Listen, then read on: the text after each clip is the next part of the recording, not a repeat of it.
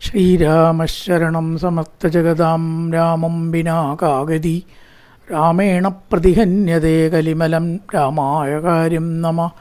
രാമാത്രസ്യതി കാലഭീമഭുജഗോ രാമസ്യ സർവം വശേ രാമേ ഭക്തിരഖണ്ഡിതാ ഭവതു മേ രാമത്വമേവാശ്രയ.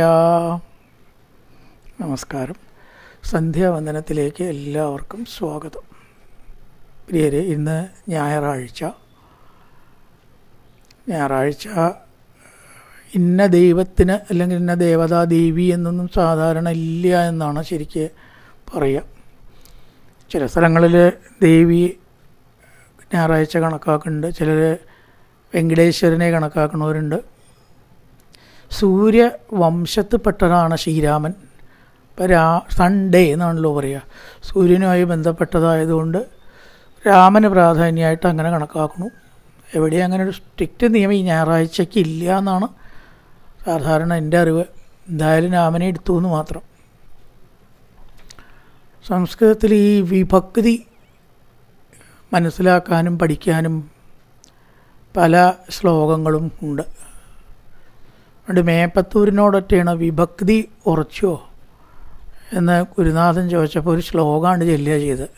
കൃഷ്ണോ രക്ഷതു മാം ജരാചരകുതു കൃഷ്ണൻ നമസി സദാ കൃഷ്ണേനേവ സമുദ്ഭവോഹമസ കൃഷ്ണായ ദത്തമ്മന കൃഷ്ണാദേവ സമുദ്ഭവോ മമ വിഭോ കൃഷ്ണസ്യ ദാസോസ്മ്യഹം കൃഷ്ണേ ഭക്തിരജഞ്ചലസ്തു ഭഗവൻ ഹേ കൃഷ്ണ തുഭ്യം നമ എന്ന് പറിച്ചിട്ട് 7 വിഭക്തി 8ാമത്തെ സംബോധനയാണ് ഹേ കൃഷ്ണ എന്ന് വെച്ച ശ്ലോകമാണ് ചൊല്ലി.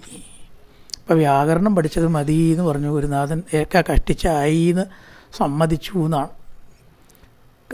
7 വിഭക്തി കൃഷ്ണോ എന്ന് തന്നെയാണ് സംസ്കൃതത്തിൽ. കൃഷ്ണോ ശ്ലോകത്തിൽ പറയുമ്പോൾ കൃഷ്ണോ എന്ന് പറയും. അതുപോലെ കൃഷ്ണം, കൃഷ്ണേനേവ കൃഷ്ണനാൽ, കൃഷ്ണനിൽ, കൃഷ്ണേ, കൃഷ്ണേന, അങ്ങനെ ആ 7 വിഭക്തി അങ്ങോട്ട് പറഞ്ഞു കൊടുത്തു. അപ്പോൾ അതേപോലത്തെ രാമനെക്കുറിച്ചുള്ളൊരു ശ്ലോകമാണ് ചൊല്ലിയത്. ശ്രീരാമശരണം സമസ്ത ജഗതാം. ഇത് ചിലപ്പോൾ ശ്രീരാമോന്നും ആക്കും. അത് ശ്ലോകത്തിൻ്റെ നിലയ്ക്കനുസരിച്ചിട്ടാണ്. സഹസ്രനാമത്തിലൊക്കെ ഈ ഓന്നും ആക്കും, ആന്നും ആക്കും. ശ്രീരാമശരണം സമസ്ത ജഗതാം. അവിടെ ശ്രീരാമൻ കർത്ത, ആദ്യത്തെ പ്രഥമ വിഭക്തിയാണ്. ഈ ലോകത്തിന് മുഴുവനും ആശ്രയഭൂതനാണ് ശ്രീരാമൻ. ശ്രീരാമശരണം സമസ്ത ജഗതാം. രണ്ടാമത് രാമം വിനാകാഗതി, രാമനെ കൂടാതെ. രാമം എന്നാണ് രാമനെ എന്നുള്ളതിന് പറയുന്നത്. രാമം, കൃഷ്ണം, വാസുദേവം. എന്താ ക്രിയാച്ച അവിടെ എന്ന് ചേർത്താൽ രാമ ബിനാ കാഗതി. വേറെ ആരാണ് നമുക്ക് ഗതിയുള്ളത്? രാമം ബിനാ കാഗതി. ഇനി രാമേണ പ്രതിഹന്യതേ കലിമലം. രാമനാൽ ഈ കലിദോഷം ഇല്ലായ്മ ചെയ്യപ്പെടുന്നു. രാമേണ പ്രതിഹന്യതേ കലിമലം രാമായ കാര്യം നമ. രാമനായിക്കൊണ്ട് എന്നുള്ളതിന് രാമനായിക്കൊണ്ട് നമസ്കാരം. രാമായ കാര്യം നമ. രാമാൽ ത്രസ്യതി കാലഭീമഭുജകോ. കാലമാകുന്ന സർപ്പം എപ്പോഴും രാമനെ പേടിക്കുന്നു. രാമാത്ത് ത്രസ്യതി, രാമനിൽ നിന്ന് ഭയം ഉളവാകുന്നു എന്നർത്ഥം. രാമനിൽ നിന്ന് എന്നുള്ളതാണ് രാമാത്. രാമാത്രസ്യതി കാലഭീമഭുജകോ രാമസ്യ സർവം വശേ.